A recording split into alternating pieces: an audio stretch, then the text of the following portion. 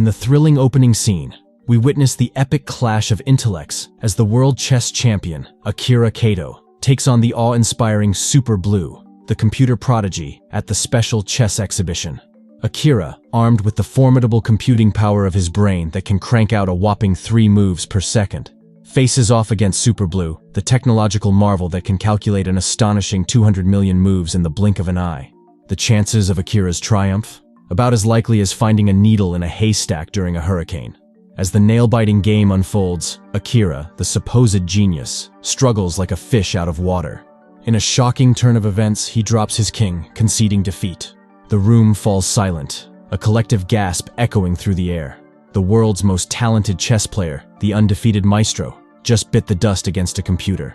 Akira, once the grand world champion, now sits with his head down, probably questioning his life choices. But wait, it gets better. The host, with the grace of a sledgehammer, mocks Akira, while the audience revels in laughter. Reporters, like vultures sensing a juicy story, click away, capturing the iconic moment of a former grand world champion reduced to a chessboard-banging wreck. Bravo, Akira, bravo. Fast forward 3 years, and we find our fallen chess prodigy amidst the less glamorous side of life. The once illustrious Akira is now among the homeless, having squandered his fortune on alcohol and gambling. Oh, how the mighty have fallen. But fear not, for here comes a shining beacon of hope. A fancy car, black suits and all. The car delivers Akira to a mansion where a wealthy old man, who surprisingly knows the secret behind Akira's alias, awaits. The man, in an epic plot twist, just wants to play chess. Conveniently, he reveals a chessboard, a sight that nearly induces nausea in our fallen champion. Akira, desperately trying to maintain his composure, turns away from the dreaded board. The man, oblivious to Akira's mental turmoil, casually mentions losing money on Akira's last match and suggests a game to compensate. Akira, smelling a fishy scheme, boldly declares that he's done with chess and has zero interest in becoming a millionaire's plaything. The old man, in a move worthy of a Shakespearean tragedy, picks up Akira's king and declares him the loser without even playing.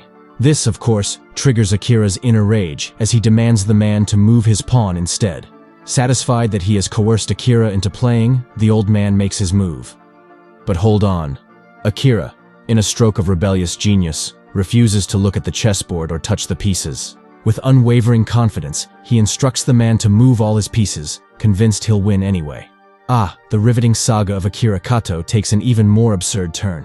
Brace yourselves for the theatrics of an old man playing chess while orchestrating a real-life human chessboard, complete with pawns meeting their untimely demise. Because who needs regular games when you can spice things up with a touch of manslaughter? So, there's this old man, wearing an earpiece, chatting away while playing chess like it's just another casual day in the park. Akira, ever the curious soul, stumbles upon a window view straight out of a bizarre horror movie. Downstairs, a group of men in their finest white and black ensemble is recreating the exact pattern of the chessboard. Talk about commitment to the game. As the old man nonchalantly sacrifices a pawn in the game, lo and behold, the corresponding human pawn on the street gets a real-life stab-a-thon. Akira, in a state of shock, questions the sanity of the situation. The man, with all the nonchalance of a chessmaster, brushes it off, claiming pawns are just expendable soldiers. Akira rushes downstairs to personally inspect the lifeless individual, discovering him lying on the ground while the other players remain frozen in their positions. Carefully removing the knife from the man's body, Akira realizes that he is still breathing. Despite being on the brink of death, the man smiles and inquires about Akira's next move. Following the man's final breath, the surrounding players disperse, leaving Akira alone with a knife and a deceased body in the midst of the street. Enter a random woman, the self-appointed judge and jury, accusing Akira of murder. Our fallen chess champion, not keen on facing a trial for a crime he didn't commit, panics and makes a run for it. Classic Akira, always finding himself in the oddest situations. Cut to Akira seeking refuge at the office of his former doctor, Seiichi Tomoda, the good doctor, looking surprised, as if he's just seen a ghost. He and Akira's wife, Kumikato, have been looking for Akira for the past 3 years. A convenient flashback reveals that after Akira's heartbreaking loss to Super Blue, he spiraled into despair, haunted by nightmares of homicidal chess pieces. As his mental health unraveled, he decided to ditch his metaphorical queen, aka his wife, and embark on a journey of self-discovery. Back in the present, Akira spills the beans to the doctor about the chessboard murder theatrics. The doctor, ever the skeptical professional, dismisses it as a mere dream. Akira, adamant that it was all too real, contemplates the need for a psychiatrist. The doctor, displaying a remarkable lack of concern for Akira's mental state, suggests he go home and rest, because nothing fixes hallucinations and murder mysteries like a good nap. But wait, the plot thickens. A rogue printer in the doctor's cabin decides to join the party, spitting out a paper that ominously asks, "What is your next move?" Akira, convinced he's stuck in the never-ending chess nightmare, shouts out a move for his pawn. Subsequently, the doctor flips open a book only to find its pages magically transformed into a chessboard. To add to the mystery, another printed paper predicts the demise of Akira's knight. Quite coincidentally, the knight in question turns out to be none other than Dr. Tomoda. Talk about a fatal plot twist. The doctor dramatically coughs up blood and bites the dust, leaving Akira to ponder the chessboard-themed cup he drank from earlier. So Akira assumes the coffee was drugged. The chess game of life continues, and Akira finds himself trapped in a labyrinth of murder and questionable decisions. Checkmate, or should we say, déjà vu. So the drama unfolds with a nurse casually observing the demise of Dr. Tomoda without batting an eye. She decides to stroll in after the doctor has met his untimely end, asking Akira the crucial question, "What's your next move?" Because clearly priorities include chess strategy over saving lives. Move over Florence Nightingale. Akira, in a state of panic and confusion, runs outside, trembling in fear when he comes across a little kid holding a drawing with the current format of the chessboard. Because why not involve innocent children in a life-threatening game? The kid, being the pint-sized chessmaster, warns Akira that moving the king to e2 is a bad idea. But does Akira listen? Of course not. He scurries off, haunted by visions of chess pieces on a murderous rampage. Our hero then stumbles upon a parking lot arranged like a chessboard. In a stroke of genius, he hops into the car labeled Bishop, only to discover that, alas, it moves diagonally like a true ecclesiastical piece. A lesson in chessboard vehicular dynamics. Undeterred, he switches to the rook car, only to learn it won't start because, you guessed it, it's the opponent's turn. Car troubles, the true nemesis of chess enthusiasts. After that, Akira visits his old house and discovers it's up for sale. Surprisingly, the rook, also called the castle, turns out to be his real-life home.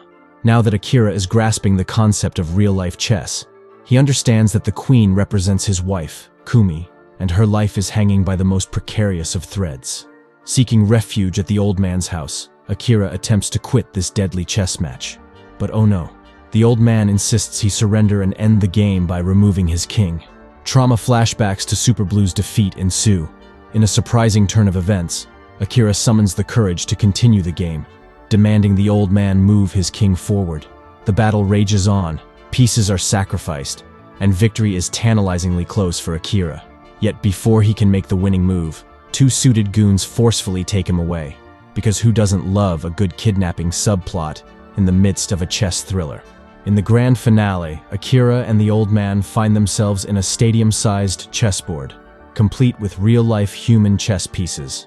The old man channels his inner history buff, comparing their situation to an Arabian king playing chess with his prisoners, a game where wrong moves lead to instant death. How charming. But wait, there's more. The old man drops the bomb that Akira can checkmate with a knight, but the price of victory is his wife's life.